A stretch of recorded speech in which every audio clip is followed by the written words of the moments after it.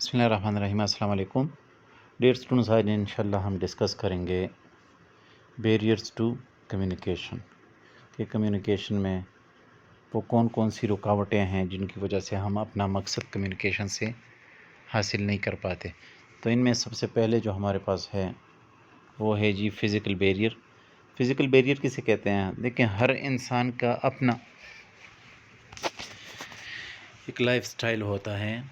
For example, اگر کسی شخص کی آئی سائٹ جو ہے وہ کمزور ہو تو اس کی وجہ سے بھی میسیجز ٹرانسفر کرنے میں ذرا مشکلات پیش آتی ہیں وغیرہ وغیرہ۔ اسی طرح اگر کوئی معذور ہو تو اس معذوری کی وجہ سے بھی کمیونیکیشن میں رکاوٹ پیدا ہو سکتی ہیں۔ تو یہ ہمارے پاس فزیکل بیریئرز ہوتی ہیں۔ اسی طرح پرسنل بیریئرز ہوتے ہیں۔ پرسنل بیریئرز کسے کہتے ہیں جی؟ پرسنل بیریئر سے مراد کسی شخص کی ذاتی کوئی ایسی بات کہ اس کی وجہ سے وہ کسی کے ساتھ بات نہیں کرنا چاہتا ہو تو وہ پرسنل بیریئر کہلایا جا سکتا ہے۔ اسی طرح لینگویج بیریئر ہے 3rd نمبر پہ۔ تو اگر میں اردو میں بات کروں اور کسی کو اردو میں سمجھ نہیں آتی اور وہ چاہتا ہے کہ مجھے انگلش میں میسج دیں تو لازمی ہے کہ میں اس کو ای میل کروں گا انگلش میں، ٹیلی فون پر بات کروں گا انگلش میں، تب جا کے میں اپنی کمیونیکیشن سے اپنا مقصد حاصل کر سکتا ہوں۔ تو لینگویج بھی ایک بہت بڑا بیریئر ہو سکتا ہے جی، جس کی وجہ سے کمیونیکیشن کا مقصد حاصل نہیں ہو سکتا۔ اسی طرح اسٹیٹس کا بیریئر ہوتا ہے جی۔ اسٹیٹس بیریئر کسے کہتے ہیں جی؟ اسٹیٹس بیریئر سے مراد فار ایگزامپل ایک بندہ 17 اسکیل میں کام کرتا ہے، اگر وہ 20، 21، 22 اسکیل کے کسی بندے سے کوئی کمیونیکیشن کرنا چاہتا ہے، کوئی بات کرنا چاہتا ہے، کوئی پیغام دینا چاہتا ہے تو اس کی وجہ سے بھی اس کے کمیونیکیشن پر ضرور اثر پڑتا ہے۔ تو اسٹیٹس بیریئر کیریئر کے بیریئر سے زیادہ ریلیٹڈ ہوتا ہے۔ اسی طرح آرگنائزیشنل سٹرکچر، تقریباً آرگنائزیشنل سٹرکچر بیریئر اور یہ اسٹیٹس بیریئر آپ کہہ سکتے ہیں کہ یہ سیم ہے، کیونکہ آرگنائزیشنل سٹرکچر میں for example top level managers کے ساتھ اگر مڈل لیول مینیجرز کمیونیکیشن کرتے ہیں تو ضرور ہیزیٹیشن فیل کریں گے۔ تو یہ آرگنائزیشنل سٹرکچر بیریئر ہے۔ کسی کے پاس پاور زیادہ ہوتا ہے، کسی کے پاس پاور اتھارٹی کم ہوتی ہے وغیرہ وغیرہ۔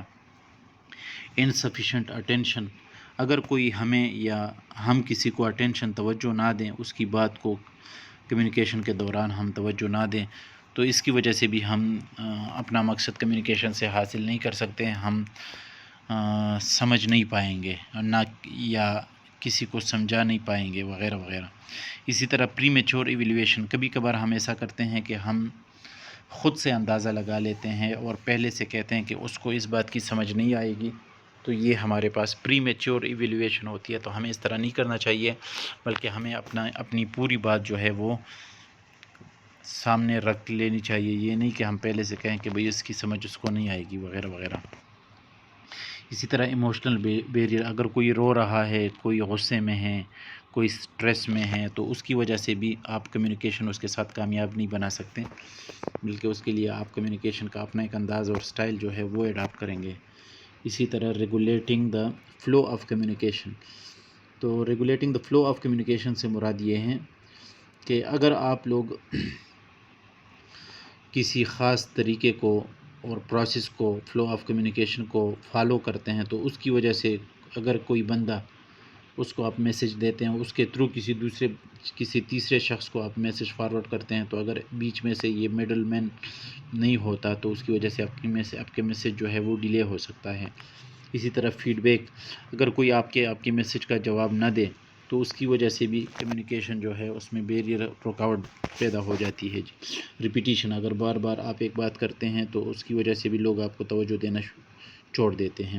میوچول ٹرسٹ اور فیتھ، اگر کوئی آپ پر یا آپ کی بات پر ٹرسٹ نہیں کرتا تو لوگ آپ کی بات کو نہیں سنیں گے اور توجہ نہیں دیں گے، تو اس کی وجہ سے بھی آپ کے کمیونیکیشن کا مقصد پورا نہیں ہو سکتا۔ اور اس طرح